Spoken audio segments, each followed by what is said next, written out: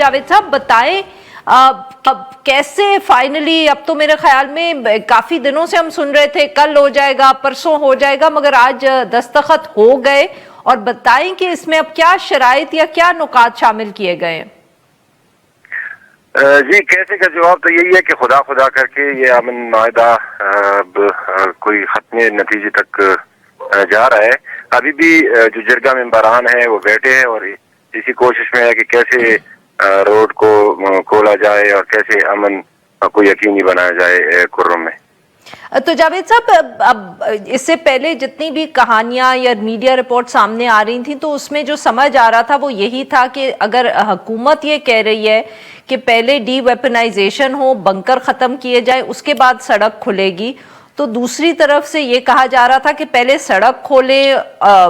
हमारी हिफाजत की हमें गारंटी होगी तो हम डी वेपनाइजेशन करेंगे। तो इस पे कोई फैसला हुआ है? वही आज भी जो पारजनार धरने को लीड कर रहा है तहसील चेयरमैन मुजम्मिल हुसैन वही कह रहा था कि एक शिक में लिखा है कि जब भी बॉर्डर उस पार कोई मसला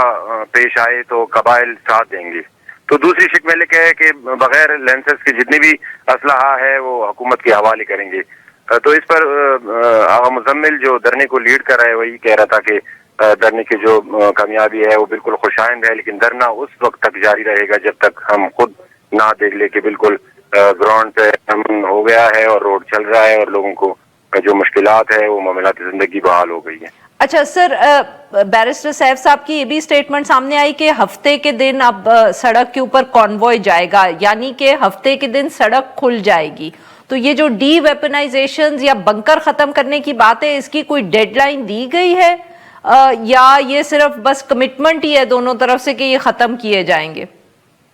नहीं, ये तो बात की बात है ना। अभी जो रिसेंटली जो मसले मसाइल पेश आ रहे हैं, कुर्रम में रास्ते बंद है, मेडिसिन नहीं है और लोगों को खुराकी अशिया की बहुत किल्लत है यहाँ पे। पहले ये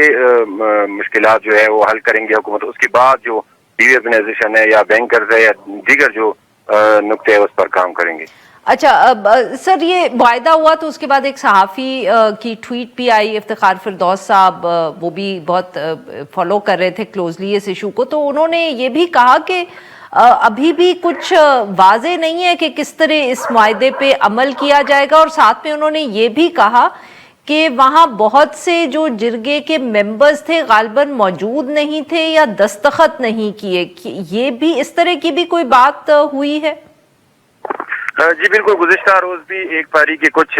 लोग जरगे में कम थे, तो शायद उसी वजह से ये कह रहे हैं। और दूसरी बात मैं ये भी कहूँ कि कुर्रम में बहुत ज्यादा लोगों के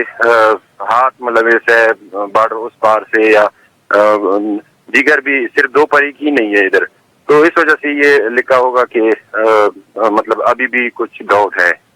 दो फरीक सिर्फ मुलविस नहीं है, यानी कि बॉर्डर की दूसरी तरफ से भी कोई फरीक ऐसे हैं जो इस सारे तनाज़े में शामिल हैं, या उसमें